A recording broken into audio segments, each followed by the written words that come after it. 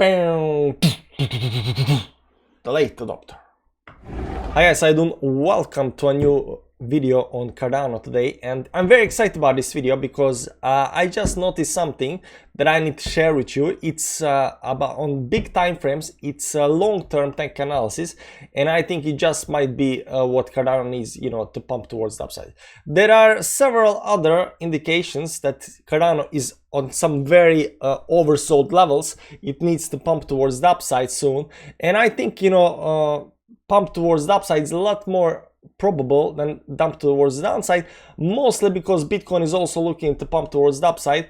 And second reason being, if Cardano actually does go towards the downside, it's gonna be into some kind of capitulation phase where everybody is like, F this, man, I'm out, kind of stuff. Will that capitulation phase come now, or will we just bounce from that capitulation phase right now? That remains to be seen.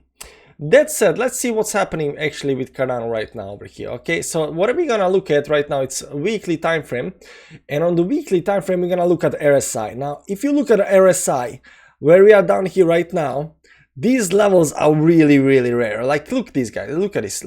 Wait, I'm not supposed to move this over here. Look, these guys, this level up here, this is this is lows of the Corona dump. The big Corona dump that happened. These are the lows.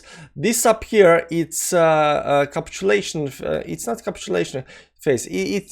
I was considering on Bitcoin this phase up here around November 2019 to be some kind of bottom, and Bitcoin was actually technically, the way I see it, supposed to go up from here if there was no Corona dump. I think it was supposed to start going up from here. So these were some very low levels, and you can also see here in 2018 when we had the big capitulation over here, we hit those levels down here. So we are already at very extreme low levels on the weekly time frame on Cardano right now, and I think Cardano is very much primed to go towards the upside. So right now the big time frames, just by looking at the RSI and looking at these very low levels down here, I think Cardano right now is primed to go to the upside. Now this is just one of the indicators, but if you look at a chart, and just look at how many red candles we have had in a row, it's insane. This is 1, 2, 3, 4, 5 red candles in a row. You have to go pretty far back to find anywhere 1, 2, 3, 4 candles up here. You're gonna go pretty far back. Not even during Corona dump up here. Up here you have five. You have to go pretty far back to find anywhere some kind of five red candles in a row, and after 5 red candles we did get some kind of this was some kind of very low levels down here.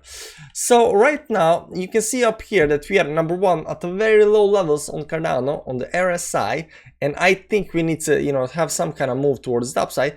Another reason is that we are sitting at a very important support line down here. I'm gonna show you the support line, something like this up here. You can see here that these wicks on the downside did create a very nice support line up here that we are right now sitting at. So by sitting on this support line up here with a big move towards downside, I don't think we can break this support.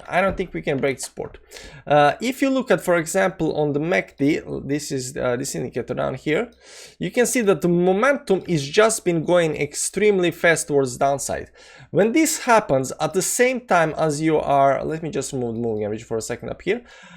When this happens, when you are going towards downside and crashing into a support with a big momentum, most likely is to get bounced off of that support, because it's very hard to break the support when you are coming to the end of the momentum. So what often happens, if you want to break a very important support, you go down to the support, you consolidate up here, you get momentum to die out, and then you break without the momentum, the support. You do not break it at the end of the momentum, you break it on the start of the momentum, and then you start momentum towards the downside, right? So that's what I'm looking for. If you want to break this support level down here, I'm looking actually for the momentum to actually die out. So we bounce. I don't know how long. It really doesn't matter. Maybe something like this, but whatever, doesn't matter. If we want to break this support, we gotta kill this momentum. This momentum indicator. We gotta kill this momentum. So this must go something like this up here. And when momentum is dead, then you can break it on the downside. Right now I don't think we can break it on the downside, and right now I think the most likely scenario that's going to occur is that we are going to you know, bounce off of these levels right now that we are at, and pretty quick as well. Third thing, I'm on a roll here, you know, so I'm going to show you everything. Not everything, you know, but I'm going to show you. This is the last thing I'm going to show you right now. Some low levels on my indicator TLI. This is overextension indicator. This on the weekly time frame. You'll see that we are at some very overextended levels. This is the corona dump. This is the capitulation phase, and these weeks up here, 1, 2, 3. These weeks down here below these levels. This is when we went into bear market. So right now, technically, if we start going below these levels down here, it's the bear market. Of course, if you cross the line, it's the bear market. I don't think we're gonna hit that right now. I don't think we're gonna hit those levels right now, but we are at some very extended towards downside low levels. You can see here very low levels, and right now we are breaking those levels on the downside. So we are very extended on the downside right now, and the way I see it, we need some kind of pump. We need some kind of pump towards the upside, and most likely, how big pump are we gonna have? Is it gonna be a dead cat bounce? Is it gonna be a big pump that we are, you know, get above the moving average and continue towards the upside? You know, we can speculate on that, but we are not really interested, you know, in figuring out what's gonna happen next year. Right now, what we want to know is what kind of pump can we expect. The way I see it, we can expect this 20 moving average up here. That's all the way up. I mean, this is the best case scenario right now, getting up here above 2.077. If we can get above these levels up here, 2.77, something like that down here. Yeah, okay, so let's say 2.090. Whatever. If we can get above this level up here, I think that's the best case scenario in the weekly time frame, because you're above all the moving averages.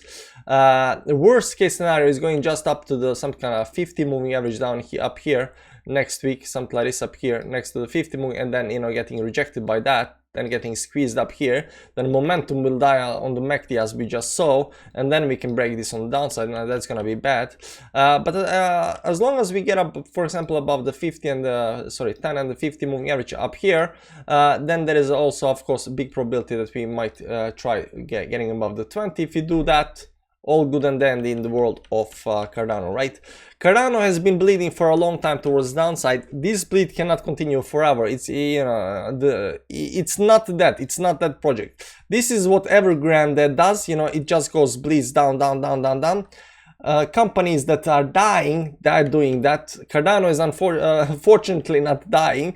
Cardano is just having a big sell-off up here. We had the 3 tops up here, triple top up here.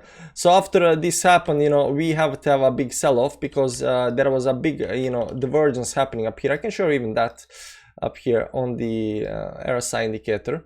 So you'll see here a big 3 divergence. So we got these big 3 tops up here. Just let me do this. So you got a 1, 2, 3 tops up here, and you got a 1, 2, 3 tops up here. And you see the big divergence. This is a weekly divergence, and right now we are correcting the divergence on the downside. So I think we are coming to the end of that correction right now, and might actually bounce. But you know, anytime you have any kind of big moves towards the upside with a huge divergence on a big time frames, you're gonna have a big pullback as well. So I think this pullback that we just had over here is done, the way I see it, and we should, you know, have a nice bounce towards the upside. Now, how big that bounce is gonna be, that depends to see. But you know, if what I'm thinking, you know, happens above 65%, it's gonna be definitely a very nice pump towards the upside.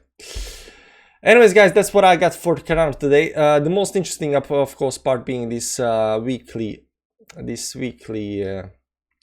weekly low levels on the RSI. I mean, these are so extremely low levels. Anything below that, and we are coming to the enchanted territory of Cardano. Down here is gonna be some kind of capitulation phase. Definitely, if we go below this line and, you know, below these levels up here, some kind of below 37 on the RSI, that's capitulation phase. That's where the big money are starting buying big time. So I don't know if they want to wait for this move towards downside. They're just gonna start, you know, accumulating right now on this move, and, you know, going towards the upside.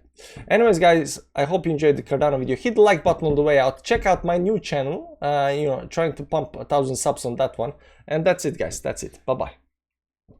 That was genius. Thank you. Thank you. Great job. You guys did it. No, it's you.